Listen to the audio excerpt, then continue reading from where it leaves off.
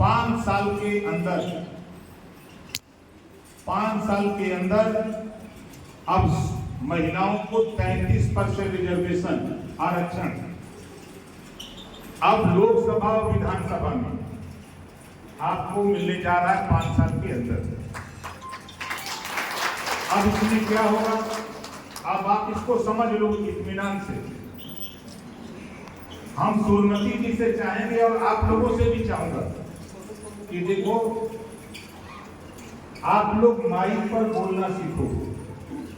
हमारे चाहे महासचिव हो, अध्यक्ष हो, कोई भी हो, माइक पर बोलना सीखो, क्योंकि आने वाले दिनों में आप ही लोगों के बीच में मजबूरी होगी कि विधानसभा में, यूपी में और लोकसभा में आपको चुन के जाना है। महिलाओं को 33% चुन के जाना है।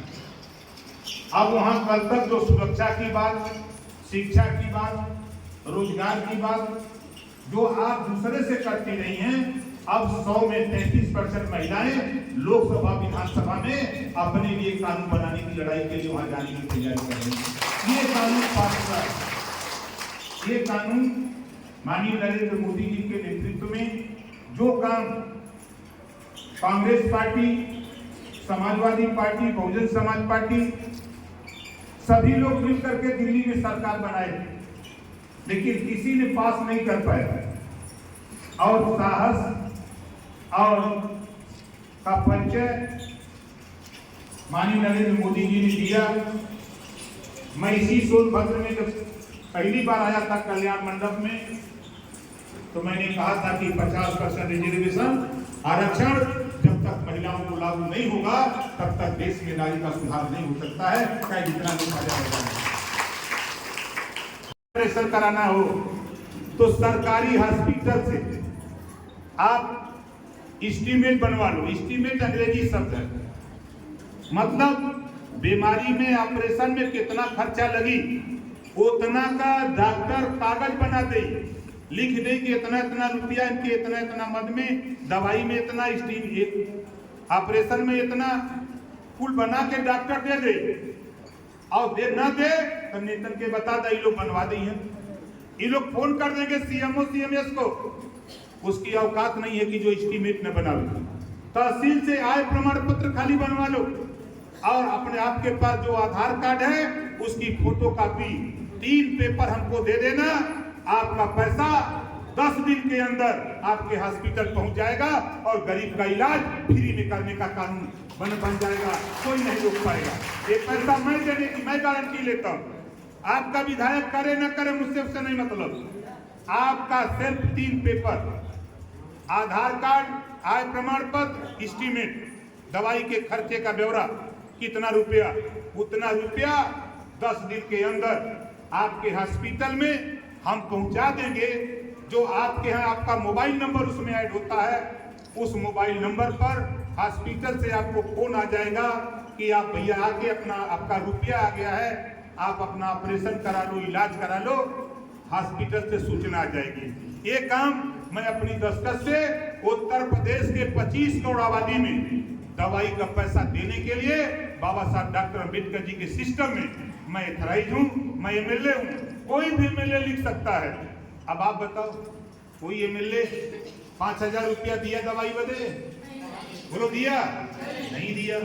जबकि ये अधिकार, ये पावर, जितना पावर हमारे पास है उतना पावर आपके क्षेत्र के विधायक के पास है। लेकिन ये विधायक डरते हैं कि हम लिख देंगे तो जांच हो जाएगी। कोई डर ना होगा। जब विकास बेटियां वर्दी पहन के रिवॉल्वर लेके गाड़ी पे बैठ के निकलेंगी तो महिलाओं के ऊपर अपराध करने वाला व्यक्ति हाथ खड़ा होगा, वह हाथ नहीं निकाल सकता, हर कुछ हो जाएगा। ये कानून बनाने के लिए आपको मौका बहुत अच्छा 5 साल के अंदर आने वाला है। जब लोकसभा में 181 सांसद, लोकसभा के अंदर 181 सांसद महिला चुन के जाएंगे। जब 181 खड़ा होकर के ललकारेंगी तो बताओ कानून बनेगा कि नहीं बनेगा? सरकार को मजबूर होना पड़ेगा आपके कानून बनाने के लिए, आपके हिफाजत के लिए, आपके अधिकार के लिए। लेकिन इसके पहले आपको बोलना पड़ेगा। जैसे हम माइक पर खड़े हैं, आगे कहीं भी मीटिंग हो, चौपाल लगे गांव में, बैठक हो, आप बेहिचक आप खड़ा होकर के जो भी टूटी फूटी भाषा में हो, आप खड़ा होकर के बोलना सीखिए। क्योंकि चुन के आपके बीच से जो जाएगा तो सदन के अंदर वहां जब टाइम आता है, विधानसभा या लोकसभा चलेगी, आप चुन के जाएंगी 5 साल के अंदर, तो आपको वहां खड़ा होकर के बोलना पड़ेगा। तो पता लगा कि यहाँ रिहर्सल नहीं है तो वहां तो नहीं बोल पाएंगे, तो रिहर्सल करना पड़ेगा। इसके लिए बेहिचक आपको छोटी छोटी मीटिंगों में आपको माइक पर बिना माइक के एक अभ्यास आप लोग करो।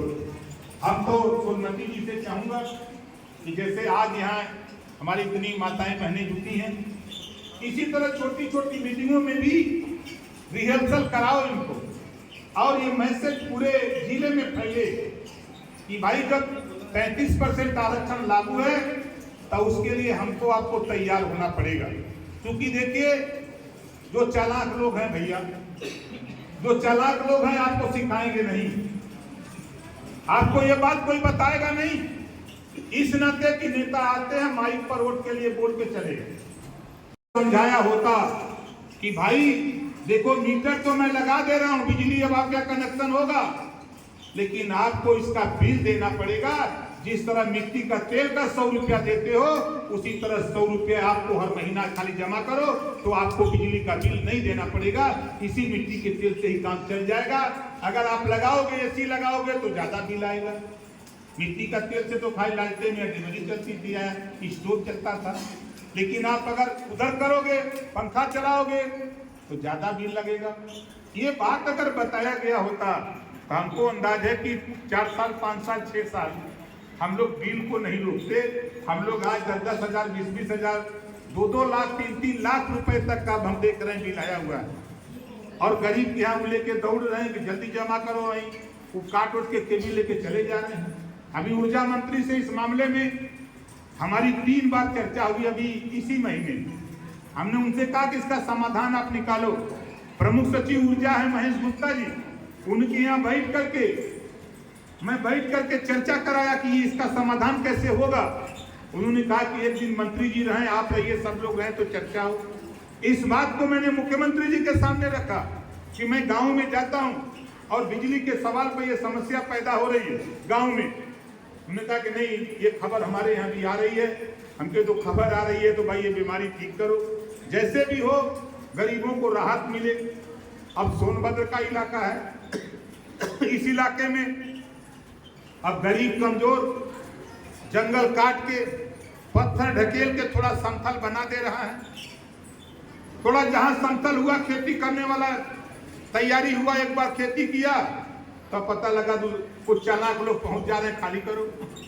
बोलो ये बात है ना सोनभद्र में है, होता है ना ऐसा, खाली करो। ये बात मैंने मुख्यमंत्री को कम से कम 6 बार बता चुका। ये आपके यहाँ ही नहीं और इलाकों में भी ऐसी समस्याएं आ रही हैं। जो गरीब कमजोर सरकारी जमीनों में बस गया है उसको उजाड़ा जा रहा है। इस बात को बार बार मैं मुख्यमंत्री को बता रहा हूं। मुख्यमंत्री जी के तरफ से जो बात कही जा रही है, लेखपाल सही रिपोर्ट नहीं दे रहा है, कानून को सही रिपोर्ट नहीं दे रहा है। आपसी झगड़े में जो गांव में आपसी गुटबंदी है, कोई आदमी चला जा रहा हाई कोर्ट से आदेश हो जा रहा है कि भाई गिरा दिया जाए। अब हाई कोर्ट जो वहां उनको क्या पता है कि वहां घर कब का बना है। कोई 80 साल से बसा है, कोई 50 साल से, कोई 40 साल से, लेकिन कोर्ट को पता नहीं कि ये मकान कब का है। आदेश हो गया तो अधिकारी गिराना शुरू कर देते हैं। लेकिन जहां हमारे जैसे लोग दखल अंदाजी देते हैं तो फिर रिपोर्ट तैयार करा करके हाई कोर्ट को भी भिजवाया जाता है कि यहाँ 50 साल से सैकड़ों बस्तियां बनी है, पक्के मकान है, इसको गिराया ना जाए। रुक जाता है। लेकिन इसके लिए हमको आपको जागरूक होना पड़ेगा, इसके लिए हमको आपको लड़ना पड़ेगा। अब चुनाव आता है तो जो चालाक लोग हैं, मजबूत लोग हैं, गरीबों को गोलियां खेले जाके बूथ पर वोट दिलवा देते हैं।